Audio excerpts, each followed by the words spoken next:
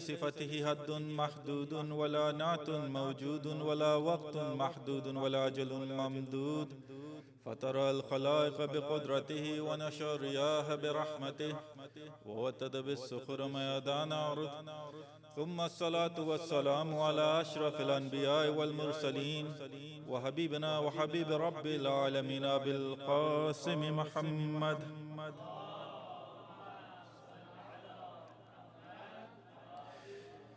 وعلى أهل بيته الطيبين الطاهرين واللعن على أدائهم أجمعين من أول يوم ظلمهم إلى قيام يوم الدين. أما بعد، فقال الله سبحانه وتعالى في كتابه المبين وقوله الحق: بسم الله الرحمن الرحيم إن المتقين في جنات وعيون. صدق الله العلي العظيم. اللهم صل على.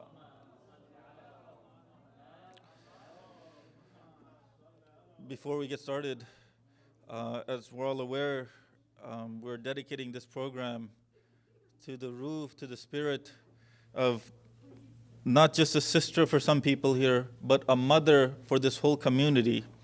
And it's one thing when a father passes away, it's one thing when a brother passes away, but it's something totally different when a mother passes away. Why? It doesn't matter if you're a son, it doesn't matter if you're a daughter. Why? Because when a mother passes away, that's when everyone realizes what impact this mother had on us. Why? Because it was this mother that is constantly with us from the beginning to the end.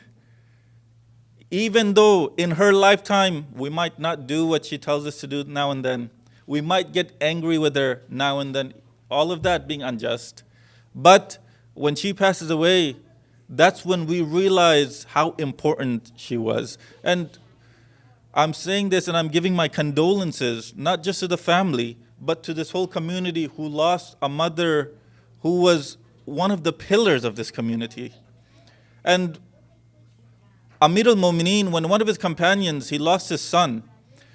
When his son passed away, this companion of Amir al-Mu'mineen, he would cry. He just kept crying, it went out of hand. When it went out of hand, Amir al-Mu'mineen, he asked him, let me ask you something. Did your son ever go travel before? And the man, he says, Ya Amir al-Mu'mineen, yes, of course he traveled. He goes, did you cry like this when he would travel for a business? And he says, no, I wouldn't cry like this. And Amir al-Mu'mineen, he asked him, why not? He goes, because I knew that he would come back. I knew that he would come back. Then Amir al-Mu'mineen, he looks at him and he says, then why are you crying? When he was alive, you knew that he would come back. Now that he's on the other side, he knows that you're going to come to him. He knows that you're going to come to him. Before, you would wait for him. Now, he's waiting for you. This mother that left us, everyone should remember she's waiting for everyone, not just her children, but she's waiting for everyone that she helped. She's waiting for everyone that helped her. This is why I know we did Mubahila, and I could speak about Mubahila. But because this death itself is a topic that is important to us. Why? Because it's through death that we understand or we come closer to our religion. When we see someone pass away, we go to the grave, we read the salat, we see the individual be put in the grave. That's when we start thinking about our life. That's when we start thinking about it. What do we say? We say, she was with us, he was with us just moments ago. Tomorrow this will be me. Tomorrow this will be me. And this is exactly what Amir al-Mu'mineen says. There were some youngsters, Amir al-Mu'mineen, he was reciting Salatul Janazah, and there were some youngsters that were just laughing.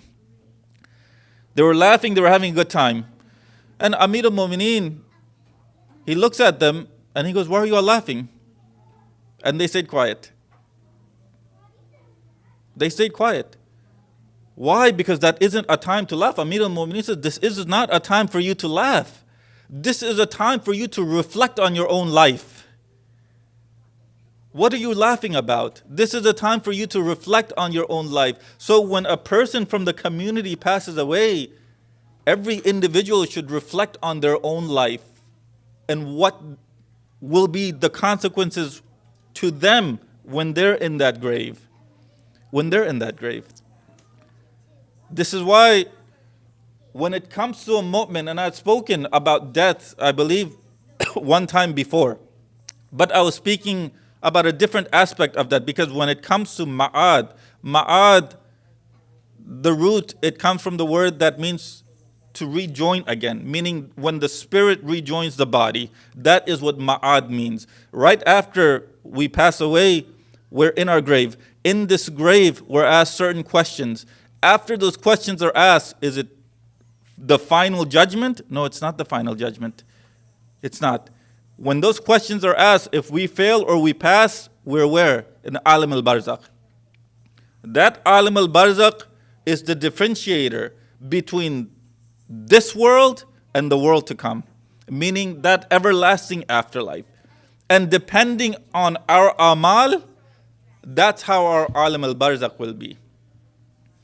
If our amal were nek, if our amal were good, our Alim al-Barzakh itself will be like heaven. It will be bliss.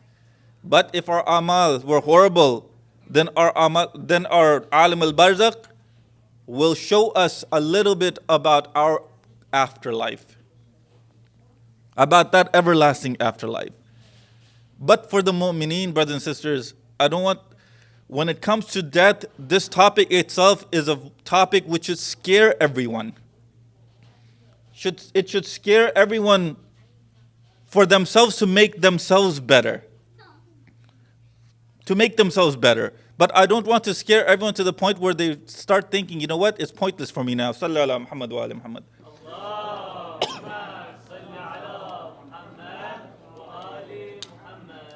At the same time, you have to toe that line between this Alim al-Barzakh being a blessing for the mu'mineen and the same Alim al-Barzakh being what? A kind of hell for the munafiqeen, for the kuffar. Why? Because when it comes to this journey of ours back towards Allah subhanahu wa ta'ala, this inna lillah wa inna ilayhi raji'un, this journey back to Allah subhanahu wa ta'ala, what happens? This life, after this life, the first step into that journey back to Allah subhanahu wa ta'ala is when the soul is being taken out of this body.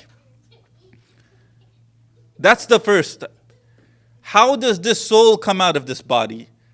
What is the state of the individual when this soul is coming out of this body? What happens to this individual? Because when this soul is coming out of this body, the narrations, they say that for some people, when the angel of death appears and he takes that soul out, he does it in a way where this body, this individual, he's screaming. She's screaming. For some individuals, the same angel, he comes, he takes out the soul, and this individual is completely blissful. They're completely happy. If you want, when we know that our soul is going to come out of our body, then we want that soul to come out in bliss. We don't want to be in pain. But Amir al-Mu'mineen himself, he says, look, when this soul is coming out of the body, and if this soul is coming out of the body of a mu'min, and they're screaming and they're in pain, know that what's happening is the sins that committed, those sins are being forgiven. But if that person whose soul is coming out is a non-mu'min, know that they're already being punished for the sins that they've already committed. Know that. And then Amir al-Mu'minin, he goes on to say that after the soul comes out of the body, what happens? This body is put into the grave. The second step in our journey back to Allah subhanahu wa ta'ala is what happens to us in the grave. What happens to us in the grave? The squeezing of the grave. And that squeezing of the grave, Amir al-Mu'minin himself, he says, look, the action is the same. The only difference is the iman of the individual. For a mu'min, that squeezing of the grave, it's getting rid of sins of that individual. It's getting rid of sins of that moment. But if that's a non-mu'min, that's punishment for that person. That's punishment. The same act. The act is the same. What's the difference? The difference is the person who that act is being done on. That's it. The third is what? Is what will happen in the grave itself. In the grave. And if this mother who had passed away and she's buried, what is she waiting for? Do you all know? The first thing this individual, they look at the people that are praying over them. And when they leave, the first thing this individual says to the family, why are you all leaving me alone? Why are you all leaving me alone? And a mother, I was with you 24/7. I took care of you 24/7 in your need, in your time of need. Now when it's my time of need, why are you leaving me alone? So what is the best amal an individual can do for that person that has passed away? The best amal that they can do, if it's a mother or a father that's passed away, the first and foremost is whatever wajibat that they had, those wajibat need to be made up. Salat, for example. If salat was left, that wajib salat needs to be made up. Siyam, for example, fasting. If wajib fastings were left, those fastings need to be made up. Mushab prayers for walidain. Imam Jafar Sadiq alayhi salam, he was asked, sallallahu Muhammad wa ali Muhammad.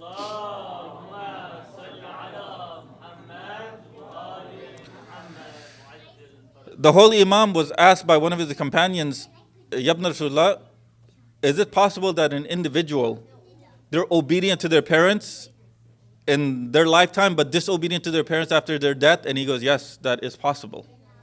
And he asked, how's that? He goes, because after the parents pass away, there's some wajibat that become wajib on the child. If that child does not do those wajibat, then that child will become known as disobedient to the parents. And he goes, what are those wajibat? What are those things that need to be? And he goes, the first thing that needs to be done is the salat, the siyam, any wajibat that was left out. Those wajibat need to be taken care of by the eldest son. By the eldest son. If the eldest son isn't there, then whoever is in line. That's how it should be. After the questioning in the grave. And in all of these stages, the imams, they're there to help every mu'min. In all of these stages. If you lived your life according to Imam Ali alayhi salam, according to Lady Zahra salawatullahi alaiha, according to Hazrat Zainab salawatullahi, according to any of the Aima, these individuals will help you in your journey back to Allah subhanahu wa ta'ala. But if you deviated from their path, then you're going to be left alone. That's it. That's it.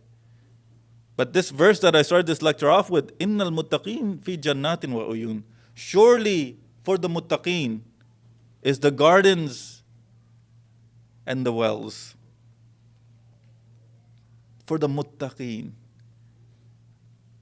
And I can guarantee that this mother that passed away, for her to be known as a arkan, for her to be known as a pillar of this community,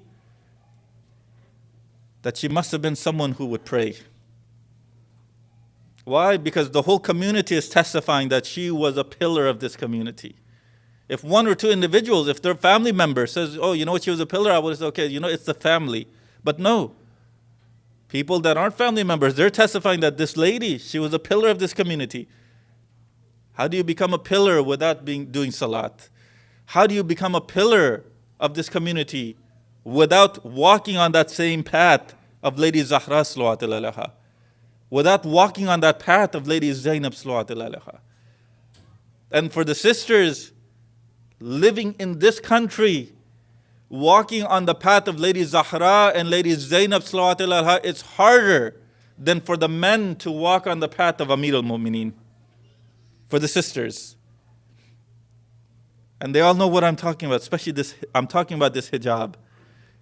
in the atmosphere that we're living in the country that we're living in, where we have Islamophobia, for the sisters to go out wearing this hijab is their jihad in this time period. It's their jihad. But what is the problem? Some communities, some women in some communities, they look at what happened to Lady Zainab salawatullahi alaiha, and they say when Lady Zainab was in Sham, she didn't have her headscarf, so why should I wear a headscarf? When she was in Sham, her headscarf was snatched from her head. When she was in Karbala, her headscarf was snatched from her head. Who has snatched your headscarves? The scenarios are not the same. The scenarios are not the same. For the brothers also, they come up with reasons not to walk on that path of Amir al-Mu'mineen. They come up with reasons not to walk. This was mubahila. And I just spoke about hijab. I want you to understand what hijab means in the eyes of the Ahlul Bayt alayhim salam. How important hijab is in the eyes of the Ahlul Bayt. The brother, he just recited Ayatul Mubahila. Look at the way Ayatul Mubahila itself was revealed. What does Allah subhanahu wa ta'ala say? He says, call who? You call your sons, we will call our sons. You call your women, we will call our women. You call your nafus, we will call our nafs. Correct? And everyone knows the people that went from the side of the Muslims were who? The Holy Prophet, Imam Hassan, Imam Hussein, Lady Zahra, and Amir al-Mu'mineen. Correct? Allahumma salli ala Muhammadin wa ala. They all went, everyone knows that. But look at how important hijab is in the eyes of the Ahlul Bayt. What do I mean? The Holy Prophet, Imam Hassan, Imam Hussein in front. Correct? Lady Zahra salawatullah in the middle. Amir al-Mu'mineen in the back. Meaning what? Meaning Lady Zahra, who's the lady of this household. She's surrounded by men, so no one can glance at her. So no one can glance. Not just that. Wherever the Holy Prophet would step, who would step? Lady Zahra would step. Lady Zahra would step. Wherever Lady Zahra would step, then Amir al-Mu'mineen would step on top of her footprints, so her footprints would be erased and his footprints would be there. This is what it means to be surrounded or covered in hijab in the eyes of the Ahlul Bayt. When you have brothers, and I know some sisters, they feel like, why should we have to go out? If we need to go out, why should we go out with a brother if we have a brother? Why should we go out with someone that we know? This is what the Ahlul Bayt are teaching us. When Amir al-Mu'mineen would go out with Lady Zahra, he would be there. He would be there. This is what the Ahlul Bayt are teaching us. What are we willing to take from them?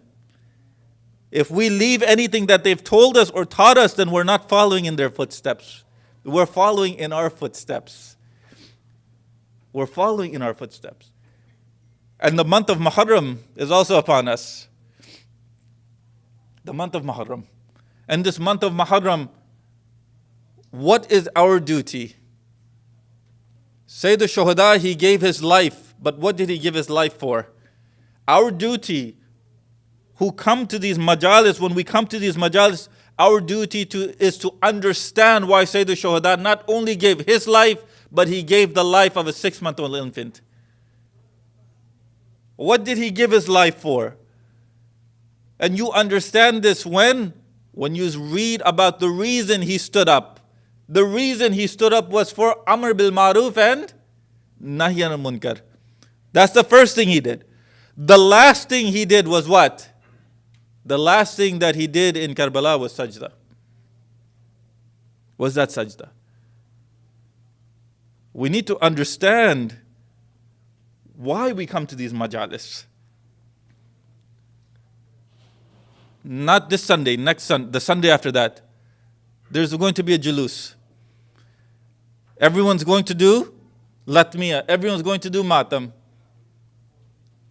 If a passerby was to ask you, why are you hurting yourself? What would you say? Because this has happened. This has happened. I was in New York, one time in New York, one time in Miami. The youngsters, they asked me. I was at the julus. One of the youngsters, they were doing matam, and one of the passerbys, they asked him, why is it that you're hurting yourself? Why are you hurting yourself? The youngster, he comes to me after it ended. He goes, Maulana Sahib, this passerby, they asked me why I'm why I'm doing matam. I didn't have an answer. So I stopped. Why? Because they said, why am I hurting myself? I didn't have an answer. So I stopped. I go, why did you stop? He goes, I didn't have an answer. You should have asked that person that asked you, when an injustice happens to an individual, what does that individual do? If someone is wrongfully imprisoned, what does that individual do? The first thing they do is they go on a hunger strike. And they say that I've been wrongfully imprisoned. And I want the whole world to know that I've been wrongfully imprisoned. And the way they tell the whole world is by going on a hunger strike. What did they do? They hurt their own selves, so everyone comes and wants to find out why they're doing what they're doing. The philosophy behind this julus is for the whole world to come and ask you, what is it or why is it that you're doing what you're doing? And when they ask you that, you have to have an answer. You have to have an answer. You tell them what? You tell them, if an injustice has happened to me or you and you go to jail, you're going to go on a hunger strike and you're going to harm your own body. But me as a Shia Muslim, there was no greater injustice than the injustice that happened to Abu Abdullah al-Hussein alayhi salam. There was no greater injustice than that injustice. And I want the whole world to know about that injustice. And the way I'm going to let the whole world know is by harming myself the same way I would if I was in jail. If I was in jail. You have to know why the actions that you do, you have to know exactly why you're doing them. This religion that we have, the Shia Islam that we follow, this is a logical religion. If you know exactly why you're praying, the reason for your prayer, then you should know the reason for your latmiya. You should know the reason for your azadari. It's not so you can get heaven. It's not so you can get. If you're doing azadari for heaven, then you're doing it for the wrong reason. You're doing it for the wrong reason. If you're a good individual, you live your life the way the Ahlul Bayt lived their life. If you're doing it just for heaven, then these tears that are coming out of your eyes, this chest beating that you're doing, you're not doing justice to it.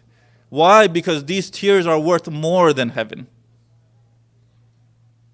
These tears are worth more than heaven. But as Muslims, as Shia Muslims, this is what we think about. I'm going to have heaven if I cry for Abu Abdullah al-Hussein alayhi salam. No.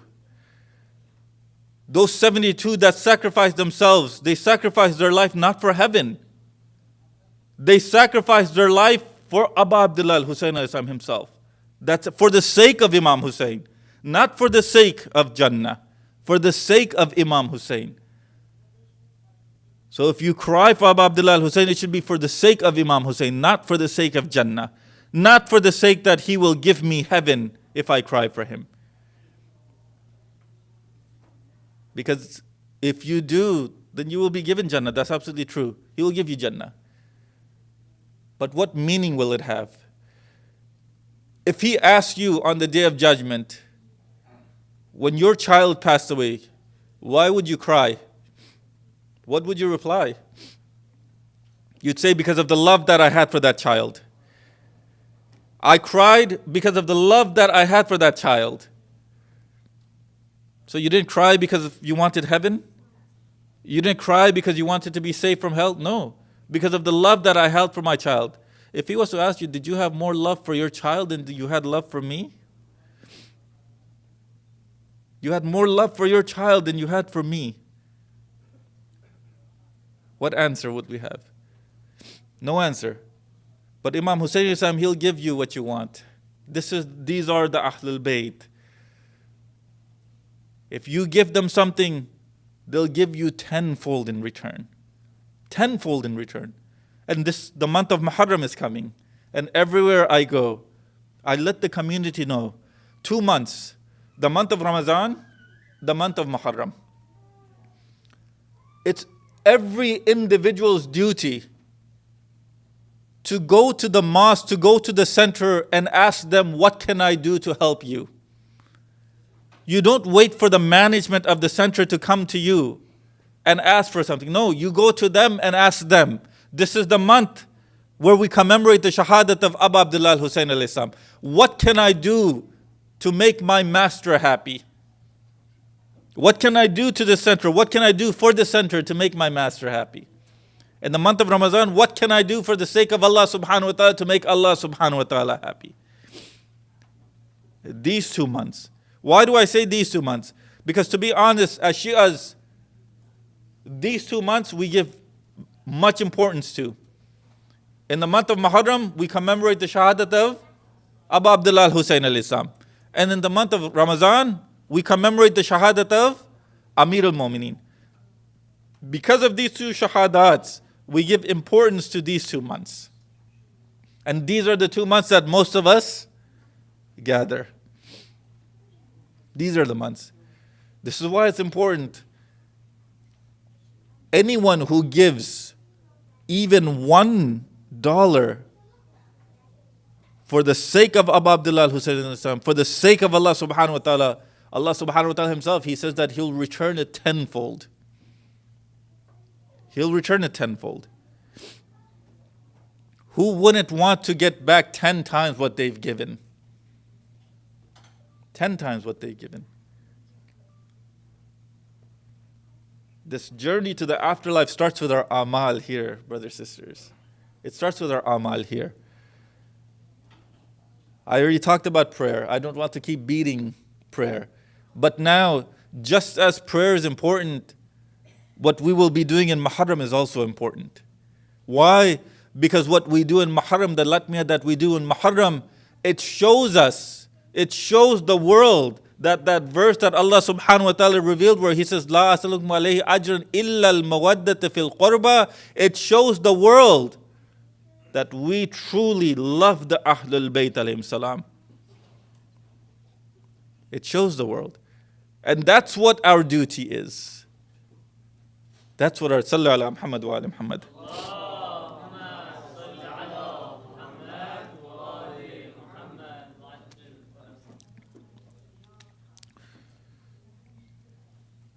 Imam Jafar Sadiq alayhi salam, when he was asked a question about what should be done, or what could be done for the last moments of a person's life for it to be ease.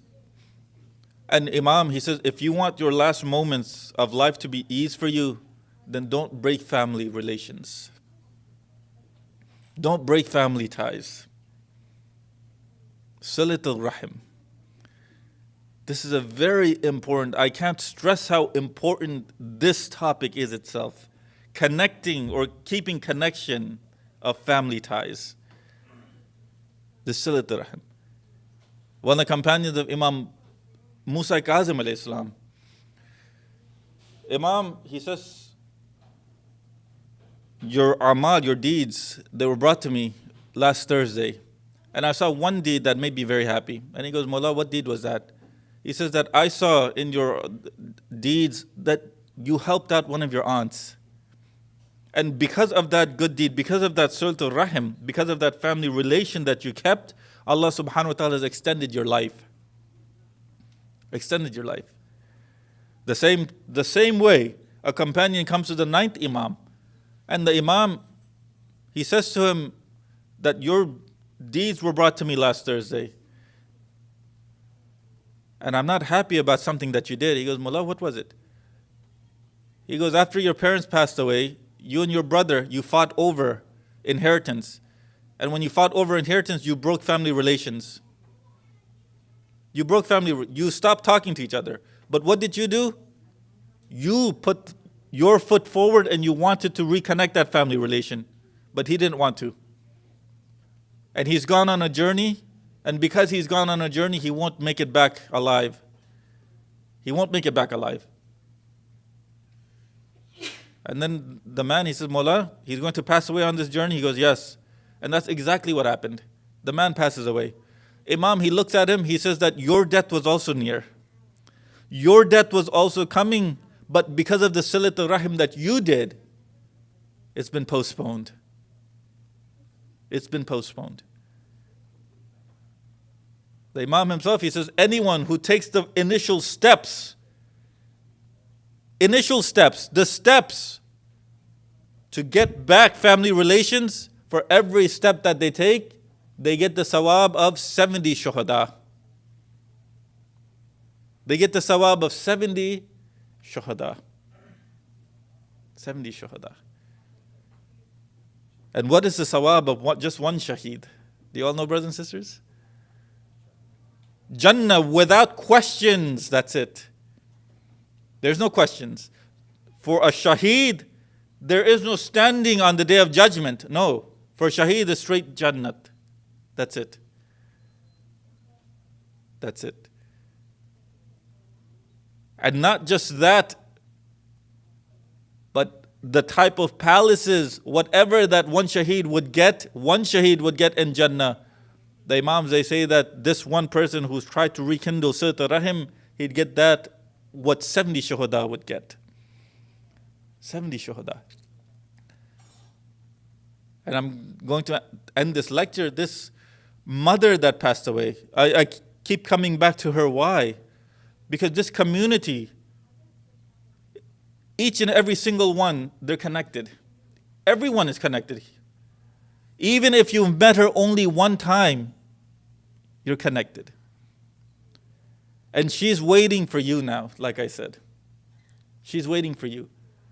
What are you going, everything that she's done, what are you going to do here in this world? You're still here. What are you going to do to show her that you're thankful that everything that she's done? What are you going to do? If nothing else, then at the very least, one day out of the week when everyone gathers, Surah Al-Fatiha for this marhuma. At the very least. That's it. It doesn't take much for the spirit of this marhuma to be happy. Just one Surah Al-Fatiha.